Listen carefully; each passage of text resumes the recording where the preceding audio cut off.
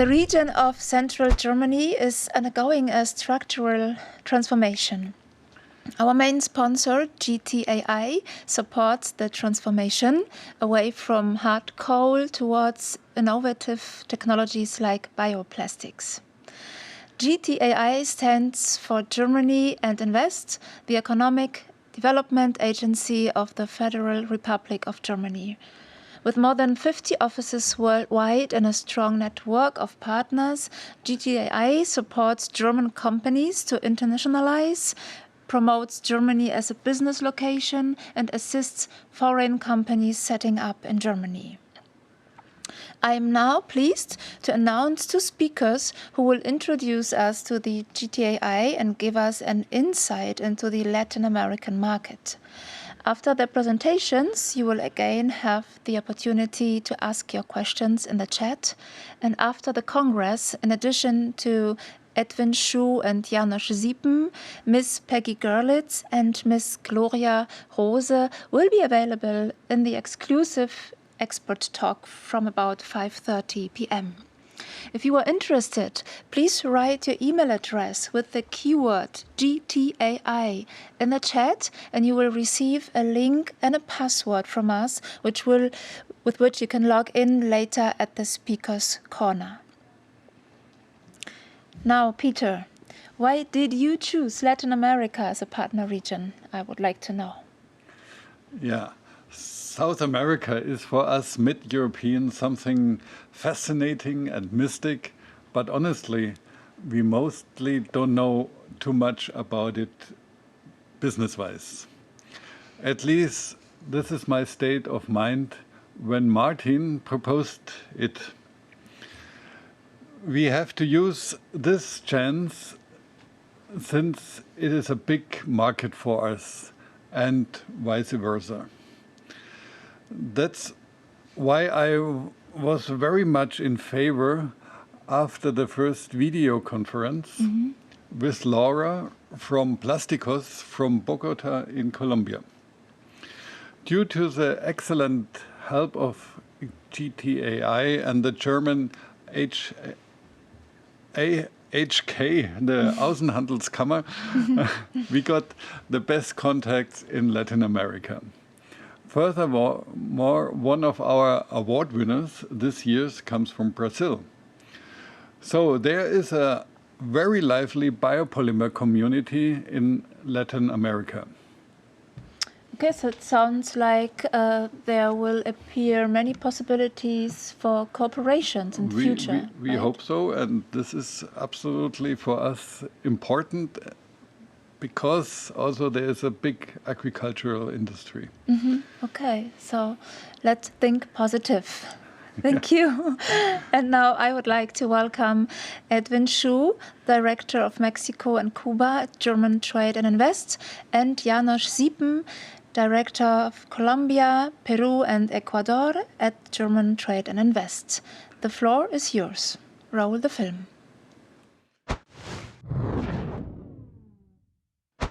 Dear ladies and gentlemen, welcome to the presentation of Germany Trade and Invest.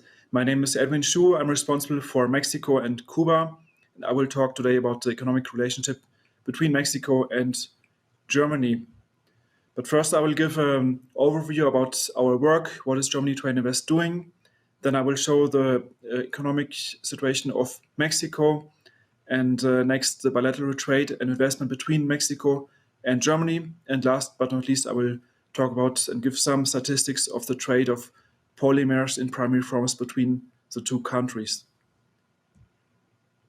So Germany Trade and Invest is the economic development agency of the Federal Republic of Germany.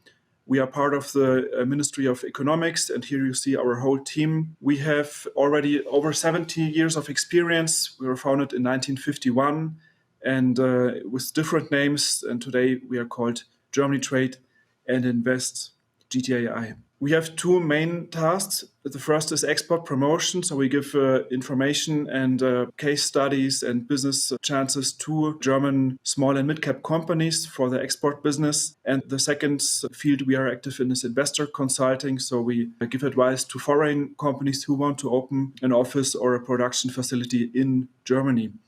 We also do location marketing to promote the image of Germany as a business location. And we especially support the new federal states and the states which are affected by structural transformation, such as exit of coal mining and coal energy. We have over 50 offices worldwide. I'm located here in Mexico City, and we have a strong collaboration with the German embassies and also with the German chambers of commerce. Now to Mexico. Mexico has a population of 130 million people. It's the largest Spanish-speaking country in the world and the second largest country in Latin America after Brazil. The area of Mexico is 5 times the size of Germany, and ranked by GDP, Mexico is number 15 worldwide, a little bit smaller than Spain and a little bit bigger than Indonesia in terms of the economy. So the GDP growth in the last couple of years before COVID was quite good, between 2 and 3% each year. However, in 2019, there was already a little recession because of the change of government here. In 2020, then the big drop, minus 8% due to COVID, a rebound the following year, 5%. And the forecast for this year and for the next years is also between 2 and 3%. However, the IMF already lowered its forecast for this year from over 3% to 2% due to inflation and problems in the supply chains. By sectors, the most important sector is the services sector, but Mexico also has a very strong industry, mainly automotive industry and production of food and beverages. So some of the most important mega projects which are currently taking place here, the biggest project is the refinery Olmeca. The investment is $8 billion US dollars. It's located in the state of Tabasco, which is the home state of the current president. Pemex, the state oil company, is responsible for this project. The second biggest project is a railway in the Yucatan region. It's where Cancun is located, an important touristic area, and the investment here is $7 billion. However, the project is not very well received by environmental protectors. Then there's a railway plant between the Mexican Pacific coast and Texas in the United States to connect Texas closer to the Pacific and its ports. And in the industry, General Motors has a very large project because they want to change the production in their plant in Silao from gasoline cars to electric cars. And for this, they're investing $1 billion US dollars. A SWOT analysis about Mexico, so just to show some strengths and opportunities. Mexico has a very strong trade relationship with the US and Canada. Not only is Mexico located geographically next to the US with a large common border, but we also have a trade agreement, the USMCA, which is the follow-up agreement of NAFTA.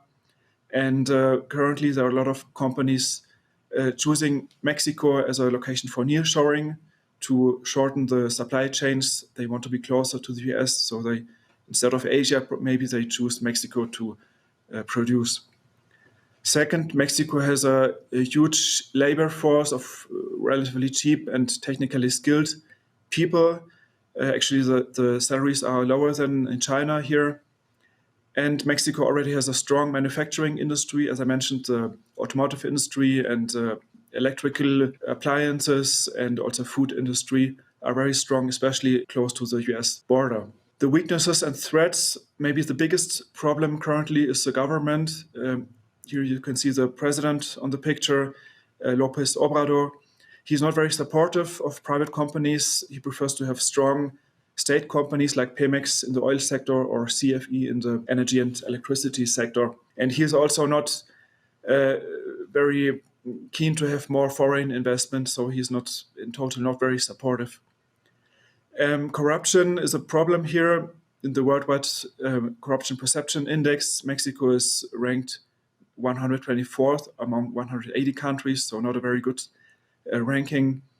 And as you might know, the security situation is also critical in some parts of the country, especially in cities close to the border, like Tijuana or Ciudad Juarez, or also coastal cities like Acapulco. I already mentioned the USMCA agreement with the US and Canada, but Mexico also has several other trade agreements. Among them, you can see here in the blue are the countries with Mexico has trade agreements. On the left side in Latin America, there's a Pacific Alliance between Mexico, Peru, Chile, and Colombia. Then you have the Trans-Pacific Partnership, the countries I just mentioned, and also Australia, Japan, and Vietnam and New Zealand. And already since the year 2000, Mexico has a trade agreement with the European Union. Now to the bilateral trade and investment relationship between Mexico and Germany. In yellow, you can see the German exports to Mexico in the year 2000, 2010, 2017, and then in the last 5 years. So thanks to globalization, the trade and the exports from Germany to Mexico grew very nice since the year 2000, from about 5 billion to almost 15 billion per year. And in the last couple of years, it was around between 14 and 16 billion what Germany sold to Mexico. On the other side, in green, the Mexican exports to Germany, which also grew very nicely from 1.5 billion to 7 billion between the year 2000 and 2017. And in the last couple of years, it was around 7 billion US dollars. Germany's ranked fourth in the ranking of the suppliers of Mexico. Number one is US with a share of 44%. Then we have China with a share of 20%, South Korea, and then Germany. And Germany is also the most important trading partner from the European Union. What is Germany exporting to Mexico? A quarter of it are machinery, like construction machinery, or packaging machinery, or all kind of machinery. 19% are vehicles and parts, so cars and automotive parts. Chemical products like pharmaceuticals or agrochemicals are also very important, and electrical engineering also have quite a large share. On the other side, what is Mexico exporting to Germany? Half of it are vehicles and parts, mainly automotive parts, which are then used in Germany in the automotive industry. And also electronics and electrical engineering have a significant share. It's not only the direct exports from Germany to Mexico, we have only many companies directly invested in Mexico with a local production here. In total, there are now 2,100 German companies in the country. Maybe I will start on the upper left in the automotive sector. We have Volkswagen, Daimler, BMW, Audi, all with production facilities in Mexico. But maybe even more important are the tier 1 and tier 2 suppliers like Continental, Bosch, ZF Friedrichshafen, or Drechselmeier, which all have 10,000, 20,000 employees here. In the machinery and manufacturing industry, Germany is traditionally very strong with companies like Siemens, Liebherr, Käser, but we also have, in the plastics sector especially, companies like Multivac, Kaus Maffei, or Arburg, which are selling plastics machinery here in the country. The financial sector, there are mainly insurance companies like Allianz and Munich Re, which are significant here. On the upper right side, transport and logistics, DHL is one of the largest logistics companies here. Lufthansa is flying directly between Germany and Mexico, and Deutsche Bahn, DB, is already quite big here. Chemicals and health is a very important sector for German companies. For example, Bayer in chemicals and agrochemicals and pharmaceuticals, BASF, Evonik, chemical sector, or B. Braun, Dräger, Fresenius, who are selling medical devices here. On the other side, we have also some Mexican investments in Germany. I selected here like 3 of the most important investments. One of them you might know is Orbia, a Mexican company for polymers, PVC pipes mainly, who have a production in Germany. Then we have one of the largest cement companies of the world, Cemex, who is also producing and selling in Germany. And there's Nemak, who is producing and selling automotive parts in Germany to the German car industry. So to finish my presentation, some trade statistics of polymers in primary forms between the two countries. In the left column, there's what Germany is selling, exporting to Mexico. In total, polymers in primary forms worth 230 million US dollars almost. And on the other side, Mexico is exporting polymers worth 4 million US dollars to Germany.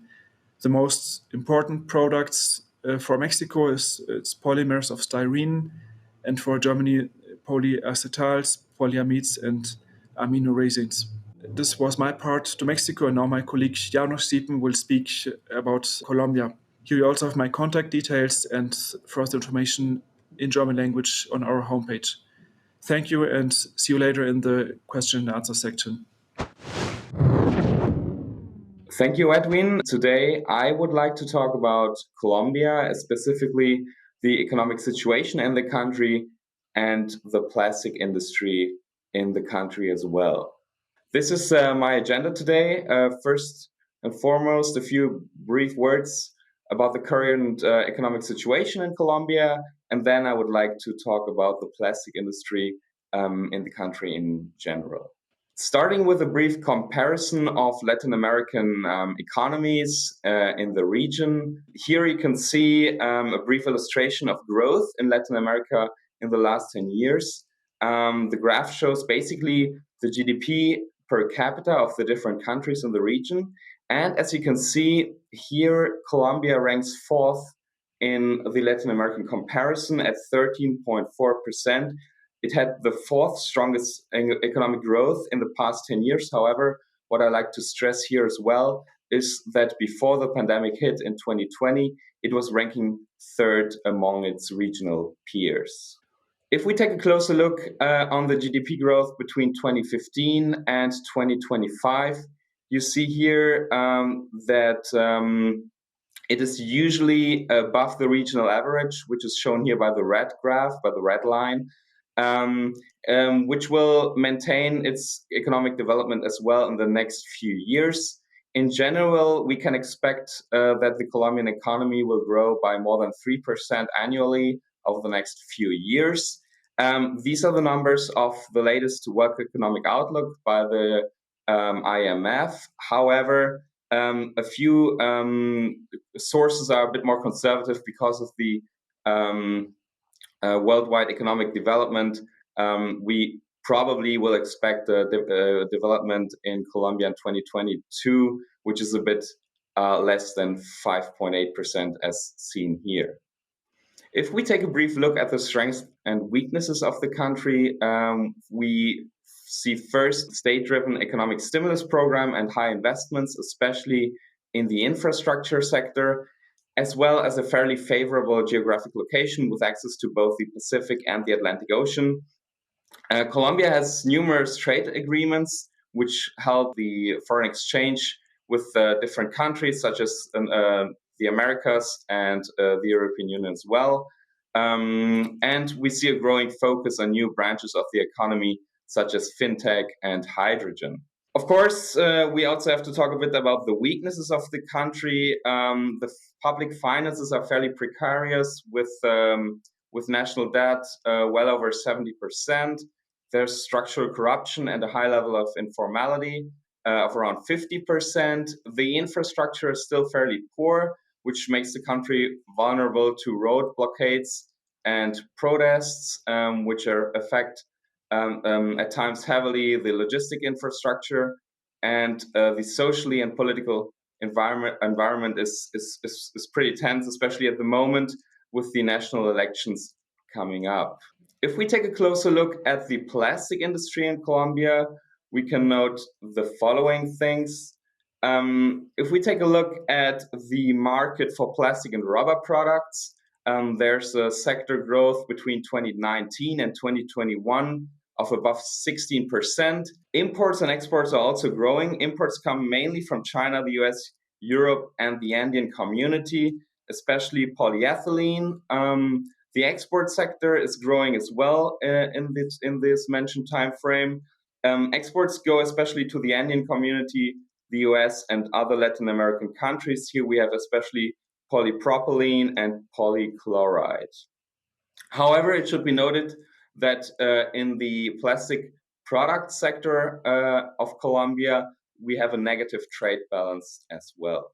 If we take a look at how the market looks like, The Colombian plastic sector is mainly focused on the metropolitan areas, such as the capital of Bogota, Medellin, and Cartagena. The market structure is pretty specific. We have around 3,600 producers. However, 70% of those are micro businesses and have a fairly low cost effectiveness with a net margin of 3% in 2018. The total investment in 2020 was in fixed assets was 168 million US dollars, 80% of which went into machinery and industrial equipment. How does the future of the Colombian plastic industry look like if we take the national plastic business plan of the government, of the respective ministry, the vision to 2032? We see that there is a growth expected in the next 10 years in all subsegments, and it is expected or anticipated that the market size will be tripled. The goal is here to reach a market share in 2032 of around 0.4%, and this is tried to be reached by trends such as higher value-added products, a growing focus on sustainable plastic and recycling, as well as new developments such as Industry 4.0, Internet of Things, and big data, for example. That being said, I would like to thank you for your attention. If you would like to acquire further information, I invite you to take a visit on our website, GTAI, or directly contact me by the following contact information. With that being said, thank you so much for your attention.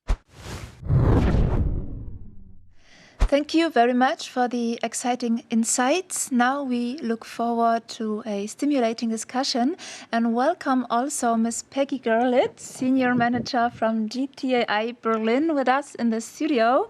It's great to have you here again with us. A warm welcome also to Edwin, Schuh, and to Janosch Siepen from Latin America. So, hello everybody. In which country are you now, all of the three of you? Thank you so much. Thank you very much for your invitation to your congress today. I'm very excited about this event and send greetings from Germany, from Berlin, to all participants and especially to South America. And greetings to Halle Saale, my former hometown. Thank you. Thank you. I'm currently located in Bogota in Colombia. It's pretty early right here still. It's around 7 a.m. in the morning, so the sun's rising in this very, very specific moment. And yeah, also from my side, thank you very much for the invitation. Great. And I am currently actually on a business trip in Germany. So 2 days ago, I came from Mexico to Germany, and also thank you very much for the invitation to be here at the Congress. Welcome. Welcome to Germany. Nice to have you here. Okay. I must say the internet from Bogota is the best when I see it here. So, okay, I have one question. Let's say, presuming I want to invest in Latin America and I want to open up a site for producing biopolymers, where do you recommend me to go? Where would be the country that you would recommend? Maybe I would say it depends a little bit on which ingredients you need. Let's say sugar or some sugar cane production, yeah? So something like that. Yes. Yes. Maybe I can just talk from my view. Mexico is very well located. If you want to also produce in Mexico and sell it to the United States, Mexico would be interesting because the salaries are lower even than in China. But the raw material, maybe it's better in Colombia or Brazil. Okay, I will ask you again when it's time. So we have a fairly considerable sugar production here in Colombia, which makes up a big part of the agricultural production in general. So this Colombia would be a good location to start with. Okay. Okay, great. Good to know. Yes, a question to Janosch Siepen. Is there awareness for sustainable plastic products in Latin America? So I'm not entirely sure about Latin America in general. I can only talk about at this point. Other Latin American countries are a bit beyond the scope of my knowledge in this part. But I would, in the case of Colombia, I would say so. As I said before, there's definitely an interest in tripling the size of recycled products in Colombia. The national development plan of the plastic industry foresees this. As far as I learned, single-use plastic bags have been banned a few years ago in Colombia, and so sustainable plastic and recycling and in general, like an environmental awareness is definitely the case here in Colombia. Okay. So, Mr. Schuh, I have here a question. Are there any political programs for more sustainability of plastic products? So the city of Mexico, the capital, they also banned single-use plastics bags in 2020, and all the other items like forks or single-use cups and especially straws, very important, in 2021. So it's a huge city, 20 million inhabitants, and it was a big change because they used a lot of plastics before, and now, to give one example, if you buy a milkshake, you get a paper straw, and I would say it's not optimal because the paper straw breaks after 1 minute of use. So in other cases, if you order food, they sometimes bring the food in biodegradable plastics. But I think there is a huge demand for these products to replace common plastics. And also other cities in Mexico are like following the example of Mexico City. So there are different initiatives but it's more local, not from the central government. Okay. But still a progress, right? And in Colombia? Yeah, so a national strategy, the Acoplásticos, the National Plastic Association in Colombia, trying to push this agenda to make plastic way more sustainable. So there's definitely lobbying for this cause. As far as the legislation is concerned, I'm not entirely sure. This technical knowledge goes beyond the scope of my knowledge at this point. But as I said before, there are a few initiatives to this even further. Okay, great. Thank you. And we have a last question for Ms. Görlitz from the chat. What are the chances for Latin American companies to invest in Germany? Can you tell us something about this? Yes, of course, there are good chances. Most investors in the European market are from North America and only some companies from South America. And Germany is also #1 FDI location in Europe, and it's the biggest market for plastics production and also plastics consumption.